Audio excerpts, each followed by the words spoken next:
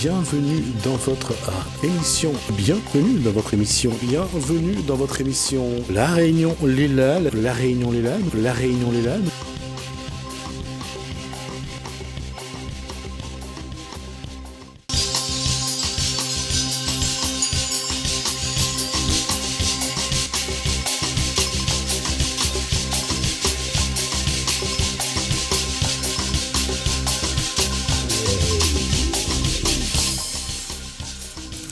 Bonsoir à tous, bienvenue dans votre émission La Réunion Léla. On aura un plateau assez éclectique ce soir. On va commencer par parler de livres, de musique et également, je dirais, de façon de voir la vie.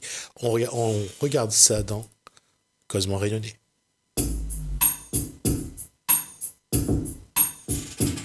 Alors, deux invités sur le plateau.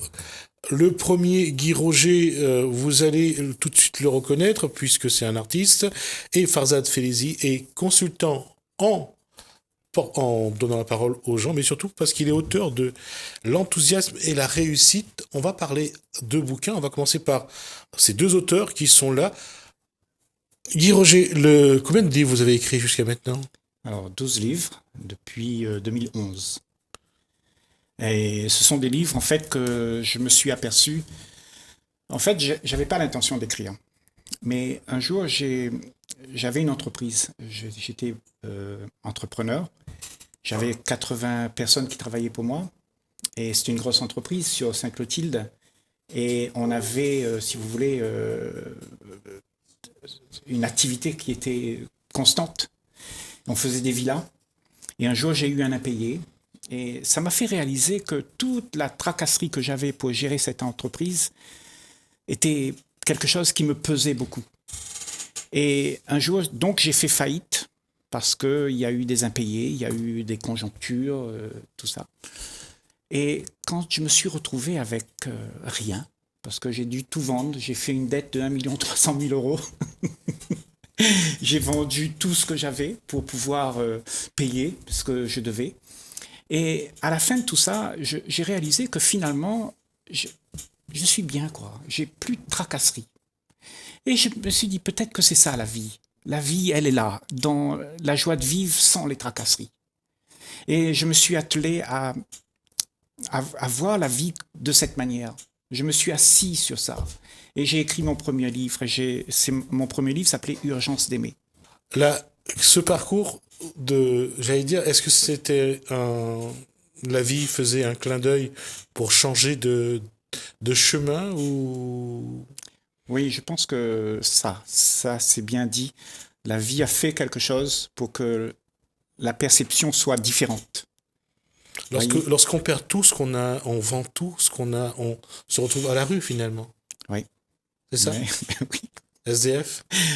Pratiquement. J'avais plus grand-chose. J'ai vendu ma maison puisqu'il fallait payer 1 300 000 euros. J'ai vendu un morceau de terrain à Piton-Saint-Leu. Tous mes biens sont partis. Et en fait, je me suis retrouvé sans rien. Ma sœur avait vendu sa maison. Elle m'a dit, si tu veux, habite dedans pendant que je la vends. Donc, ça a pris 1 an pour la vendre. Et dans ces 1 an-là, j'ai pu avoir un appartement à la Essider. Et maintenant, j'habite dans cet appartement. On regarde ça comme un échec ou comme un réveil à la vie. C'est-à-dire que, vous voyez, quand ma vie d'avant, où je me faisais tous ces soucis, ces tracasseries, et là, j'avais enfin l'occasion de vivre sans me faire du souci pour ce que j'aimerais, parce que je voulais plus rien. Donc, c'était le fait d'arrêter de vouloir qui a fait que je pouvais vivre normalement, avec ce qu'il y avait. Je ne cherchais pas à avoir une vie avec une belle maison, une voiture et tout ça, comme vous savez, comme on l'entend tous. C'était ça, je veux dire, pour notre génération, la réussite, c'est avoir un diplôme, avoir un métier, une maison, une voiture, se marier. C'était ça, la réussite des années 70. Oui, on nous l'a vendu comme ça. Oui.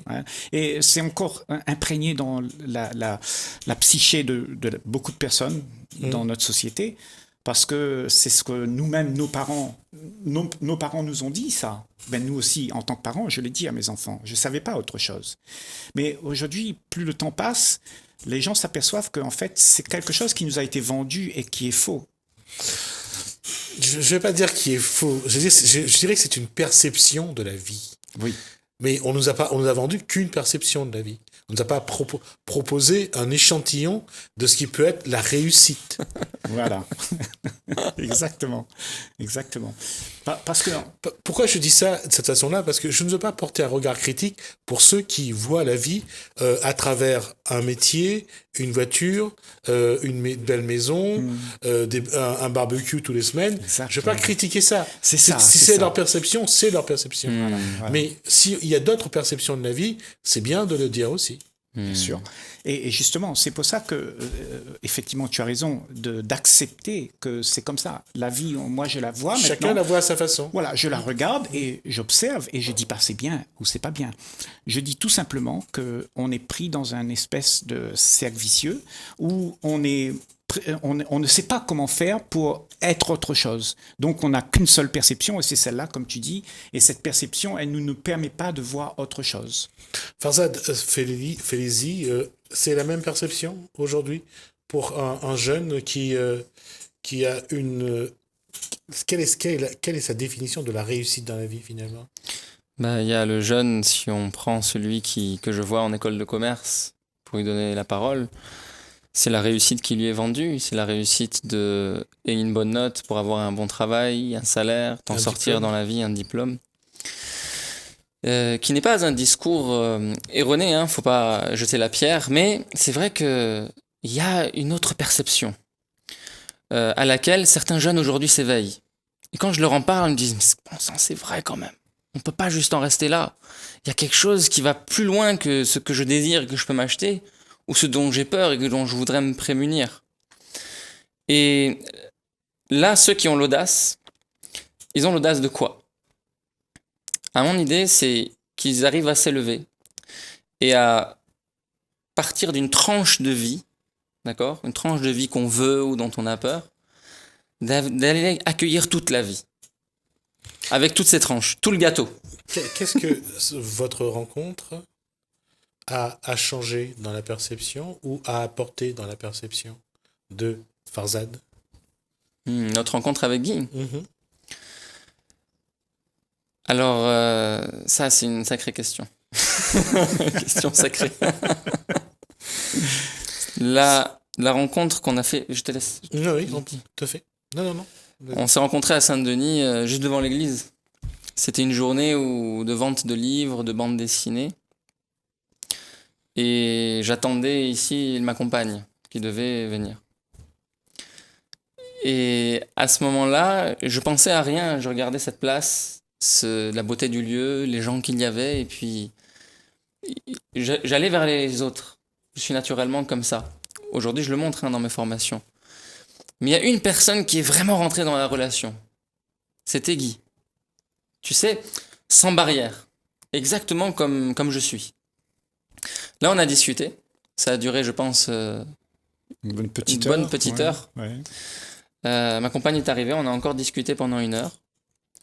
Et là, j'étais dans une période de ma vie où, tu sais, on ne veut plus dire les choses. Tellement on s'auto-censure, tellement on n'a plus la parole, tellement on se dit, bon, si je parle encore, je vais perdre tel intérêt, tel travail, tel dossier. Et puis, à quoi bon? Tout le monde prend ça pour de la philosophie, cette perception dont on parle là. J'étais quasiment dans ce déni de ne plus le faire. Et on a continué à discuter avec Guy. Et un jour, il m'a dit, tu vois Farzad, ce que tu es en train de dire là, si toi tu le dis pas, qui le dirait? Bien entendu, la vie m'a mis sur mon chemin différentes expériences, différentes tranches de vie, de vécu, qui ont permis de voir à quel point je me mentais à moi-même, de voir aussi toutes les censures que je me faisais. Et censure après censure, j'ai levé le voile.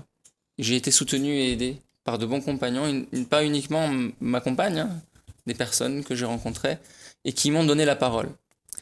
Et là, j'ai vraiment compris quelle est ma mission. C'est je suis quelqu'un qui prend la parole pour la donner. La question, c'est de cette rencontre, comment a évolué votre vision des choses? Puisque ça vous donnait une autre opportunité à approfondir ce que vous avez déjà. Mhm. Comment vous avez géré cet échange? C'est-à-dire que de fil en aiguille, tout s'éclaircissait. À mon avis, pour moi, personnellement, il y a quelque chose dans ma compréhension. Elle s'est éclaircie au point que je voulais prendre une action réelle, une action qui dépasserait tout ce que je pense, une action autre. Et ça a évolué dans ce sens jusqu'à ce que ce soit si clair qu'aujourd'hui, je crois qu'il y a quelque chose en moi qui a envie de prendre dans mes bras toutes ces choses qui sont différentes et de les réunir et de faire en sorte qu'on puisse vivre ensemble sur cette belle planète sans jamais se bagarrer. Je dirais c'est un paradoxe finalement. Vous êtes musulman? Je suis né dans un pays musulman qui est l'Iran. Et sur ma D'accord. carte d'identité, il y a marqué musulman. Non, c'est drôle parce que... Pour aller plus loin, je me dis- respecte toutes les religions. Non, et- non, je disais ça parce que un musulman qui rencontre un prophète à la place d'une église, ça fait drôle quand même. La Il question- me disait la dernière fois qu'il est venu à la maison, il dit Farzad, t'étais où? Je te cherchais. Comme Mohammed ne venait pas à la montagne va venir à lui. Justement, au-delà de ce qu'est chaque individu, de sa façon de penser, des religions aussi, là, quel est le plus petit dénominateur commun qu'on peut trouver finalement entre chaque individu aujourd'hui? Le cœur et l'amour. Et c'est ce qui revient dans tous les textes. Moi, j'ai été éduqué dans différentes cultures religieuses. J'ai été initié. Et cet amour revient toujours. Aimer l'autre, le respecter, être avec l'autre, être à l'écoute, prendre soin. C'est une constante. Et bien entendu, il y a des moments dans notre vie où nous ne sommes pas dans cette ligne de conduite qui est éthique, qui est morale, qui est hautement vraie, mais qu'on abandonne parce que tu sais, on a une Twingo, on veut une Mercedes. Toujours? Et puis on a la Mercedes, on a peur de la perdre. Alors quand on nous met le couteau sous la gorge, on dit ok, allez, je vais rejeter un tel, comme ça je vais pouvoir garder ma Mercedes. Ou on essaye de ne pas perdre, de perdre sa Mercedes pour garder la vie. Dans votre livre, Exactement. quel est le fil conducteur de vos écrits? Qu'est-ce que vous essayez de dire dans votre... Alors là, il y a deux livres. Allez. Se libérer de l'attente, la relation et ses mœurs. Destin à déjouer. Là, j'allais dire c'est autobiographique. Le titre parle de lui-même. Là, c'est Farzad qui écrit, donc Farzad Felizi. L'enthousiasme et la réussite. Un jeu d'enfant. Qu'est-ce qui... Donc, on va parler plus en plus d'éducation. Mais qu'est-ce qui vous fait bouger? Qu'est-ce qui vous motive? Qu'est-ce que, à travers vos ouvrages, là, vous essayez vraiment de percer ce mystère qui est la relation, ces difficultés qu'on a de plus en plus à se parler, à s'entendre, à s'écouter et à se comprendre? Voilà. Oui, Exactement. Parce que, en fait, à travers la lecture, on peut dire beaucoup de choses plus posément. Et les gens se sont arrêtés, ils sont dans leur lit ou bien ils sont en train de lire. Et en fait, en lisant, c'est pas vraiment moi qui leur parle. C'est quelque chose qui se dit. Et cette compréhension, elle est une compréhension de soi. C'est pas la compréhension de Guy Roger ou bien de Farzad.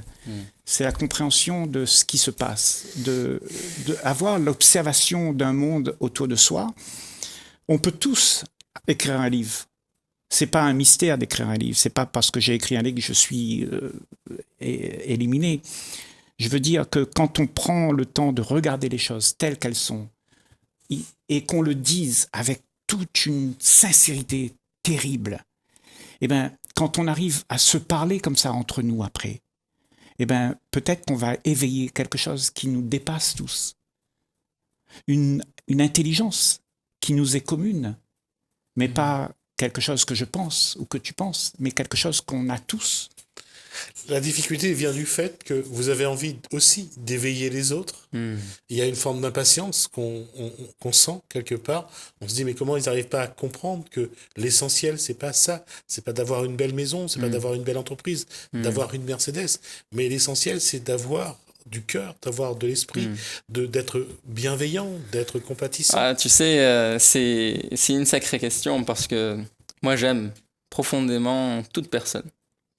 Même celle qui va avoir la plus belle voiture, la plus belle maison, et qui n'a que ça dans sa vie. Et je ressens beaucoup de compassion, mais jamais je ne juge. Donc cette impatience s'annule dans le fait d'être avec l'autre tel qu'il est, qu'il soit riche ou pauvre. Et je ne suis pas un petit saint, parce que les problèmes qu'il a, je les ai eus. Et je suis personne pour faire la leçon à qui que ce soit. Par contre, tu vois, ce que j'apprécie et ce que j'aime par-dessus tout, c'est quand on se rencontre sans tout ça.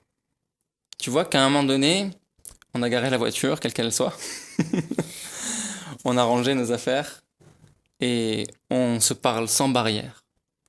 Là, il y a quelque chose qui se passe. Oui, il y a cette connaissance de certaines choses. Je reste prudent dans ce que je dis parce que je ne veux pas donner de leçons à qui que ce soit. Il y a cette connaissance-là. Mais cette connaissance-là, il faut la transmettre, il faut l'expliquer. Et aujourd'hui, est-ce que le public, dans son ensemble, a envie d'entendre ces éléments-là? Est-ce qu'un public est sensible à la beauté d'un arbre? Combien de fois est-ce qu'on s'arrête au bord de la route pour observer la beauté et l'utilité d'une fleur, comme disait le Petit Prince? Eh bien, oui, on se désintéresse de tout ça aujourd'hui. Et c'est bien dommage pour l'être humain.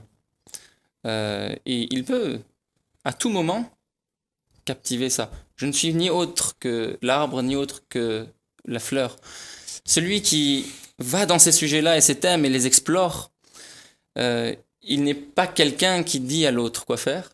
Il devient comme la nature, qui à chaque instant enseigne quelque chose. Tu sais, l'arbre est là, la feuille est là, et puis elle tombe, elle meurt, et puis elle devient terre. Il y a un message là-dedans. Et bien, de la même manière, nous sommes les uns pour les autres des messages. Nietzsche, dans Ainsi parlait Zarathustra, montrait la difficulté qu'avait Zarathustra après 10 ans d'ermitage à communiquer. Il avait atteint un niveau de pensée, il avait pris le temps de le faire, et quand il est sorti, il avait du mal à communiquer. Et ça me fait penser un peu à Diogène dans son tonneau qui disait, lorsque Alexandre lui demande « Qu'est-ce que je peux pour toi ? Écarte-toi de mon soleil. » C'est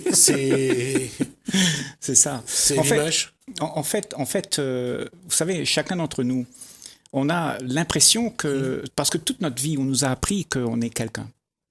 On nous a appris à être quelqu'un d'une certaine façon. Oui. Bien sûr, parce que c'est notre formatage, on a notre culture, on a nos parents qui nous ont dit telle et telle chose, et nous, on a une mémoire de tout ça, et cette mémoire se restitue en ce qu'on appelle moi. Et moi, je suis tout ça, et j'exécute tout ça en tant que programme, si tu veux, pour dire ce que je suis. Ce que je suis, c'est tout ça. Tu vois. Mais cette chose-là qu'on est, en fait, n'est que ce qu'on a ramassé de la vie. Comme on ramasserait nos voitures, notre argent et tout ça. Et ça devient... Moi, ça donne une importance à moi. Mais moi, ce n'est qu'une construction de tout ça. C'est une construction de ce qu'on pense être. Mais ce n'est pas toi. Ce que tu es, c'est une sensation de sincérité. Quand il y a la sincérité en dehors de tout ce que tu as appris. Ce qui explique quand même que il faudra conditionner chaque individu à vouloir ces valeurs-là. Parce que le problème, c'est que si on ne grandit pas dans ces valeurs-là, on a du mal à comprendre après pourquoi il faut être comme ça, avoir telle posture, telle façon de penser. Et il faut... Qu'est-ce qui amène Guy Roger à avoir... Qu'est-ce qui va être le déclic, le déclencheur? C'est cette période de difficulté financières, administratives, avec les tribunaux. On dit mais finalement on est en train de se user la santé à avoir quelque chose qui est très éphémère et qui ne reste même pas. Voilà. Donc à chaque fois, est-ce qu'il faut attendre le déclic? Est-ce qu'il faut éduquer? Est-ce qu'il faut faire prendre conscience? La méthode est multiple. Bien sûr. Mais en même temps, de faire prendre conscience, ça commence toujours par soi. Une fois que toi, tu as compris que tu es dans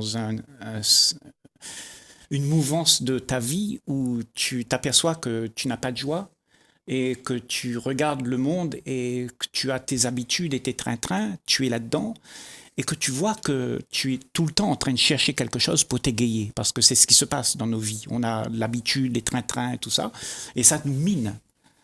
Chacun d'entre nous, on a connu ces sensations, tu vois. Et quand on s'aperçoit en fait que toute notre vie, on est en train de chercher quelque chose qui nous rendra heureux, c'est toujours quelque chose qui se passe à l'extérieur de nous. On cherche ça dans quelqu'un, un psy qui va nous dire comment réagir, comment te réparer. Mais en fait, la solution n'est pas à l'extérieur. Tout ce qui pourrait être dit de l'extérieur, il faudra le ramener à soi et soi à la solution. Donc personne n'est ton gourou, personne ne peut te dire comment tu dois vivre. Il n'y a que toi qui peux le comprendre. Oui, mais n'ignorons pas ce que nos ancêtres nous ont préparé, nous ont mis en place, nous ont enseigné, nous ont transmis également. On n'est que l'aboutissement du cheminement d'un certain nombre d'individus de génération en génération. Oui, C'est un ce point qu'on de est. vue. Ouais. C'est un point de vue. C'est pas un point de vue, c'est une réalité. Non, je comprends ce que tu veux dire. Je termine. Farzad est l'aboutissement. Il y a eu ses parents avant, ses grands-parents, ses arrière-grands-parents, les aïeuls. Il y a eu tout ça avant. Aujourd'hui, on est l'aboutissement de plusieurs démarches. C'est le résultat de la race humaine qui est là aujourd'hui. Ouais. Et ce résultat agit selon les événements qui arrivent. Et quand il y a l'événement qui arrive, on agit avec quoi? Avec tout ça. Oui, avec tout ça. Voilà. Et est-ce que tout ça, justement, c'est quoi? C'est une mémoire. Et la mémoire réagit à travers toi en te disant c'est comme ça, c'est comme ça, c'est comme ça, comme ça. Tu dois faire ça, tu dois faire ça. Tout le monde doit faire ça. Et c'est stéréotypé. Oui, parce qu'on croit tous que ce qu'on veut pour l'autre est bien, Voilà. surtout pour les enfants. Voilà, on croit tous, c'est qui on, c'est cette parents. mémoire. Ouais. Mais ce Nos qui est parents. valable pour le parent à son époque, l'est-il pour le jeune ou l'enfant à son époque? Après, c'est nous Et qui... est-ce que ce jeune et cet individu qui est là... Pardon, je t'ai coupé la parole. Non, après, c'est nous qui déterminons ce que nous voulons être. C'est ça aussi qui est important. Et c'est surtout ça. C'est-à-dire que ce qui est passé a trépassé. Oui, bien sûr. Et tout ce qui nous reste, c'est là, ce qui est maintenant. Même celui qui viendrait te faire une promesse pour un avenir meilleur. Tu sais que tout ce que tu as là, c'est maintenant. On n'ira jamais ailleurs que là où on est maintenant. Et on ne sera jamais quelque part autre que maintenant. Donc, c'est l'individu, tu parlais de Farzad. Farzad est un nom. Et toute l'histoire qu'il a, c'est une image. Ce qu'il est au-delà de cette image. Et ce qu'il a recouvert, c'est toutes ces images, tu sais. On a dit, il est basané, il est musulman, il est chrétien. Il allait faire un tour chez les bouddhistes. Ça voulait dire peut-être qu'il n'y avait pas la vérité dans l'islam. Et on se prend la tête avec tout ça. Alors qu'à un moment donné, si on se pose vraiment, on se rend compte que le noyau de ce que nous sommes ne peut être défini par tout ça. Cependant, la manière dont nous avons relation, c'est à travers ces images, en société. Maintenant, je vais dire quelque chose peut-être qui va interpeller, pas pour convaincre, pas pour persuader, mais juste pour l'observer en soi, comment c'est ressenti. Si ensemble, on arrivait à parler, là maintenant, même avec les téléspectateurs qui écoutent, sans aucune image. Tout à l'heure, on va voir comment on fait, vivre sans aucune image. Guy vous dira. Quelle serait la qualité de l'expression et de la parole? Eh bien, selon moi, ce serait une parole vraie. Et le parler vrai, c'est ce que je transmets, non pas à travers une méthode, comme je le fais pour les techniques de persuasion en entreprise, mais c'est un état d'être que l'on incarne et que l'autre va être témoin de ça. D'accord? Et parfois, en étant témoin de ça, elle va dire mais je suis ça. Et puis tout son parcours va prendre sens. Pas dans l'image, mais dans ce qu'il est. On va s'arrêter là parce qu'on reprendra cette discussion la semaine prochaine. J'arrive au bout des 25 minutes qui nous sont imparties. Je vous donne rendez-vous la semaine prochaine pour continuer toute la discussion. Et on aura le plaisir de se revoir le plus souvent pour aborder ce point de vue-là. Et puis aussi le parcours avec d'autres invités que vous pourrez venir avec. Mais je crois que la discussion sur ce qui est essentiel pour chaque individu n'est pas prêt de se terminer.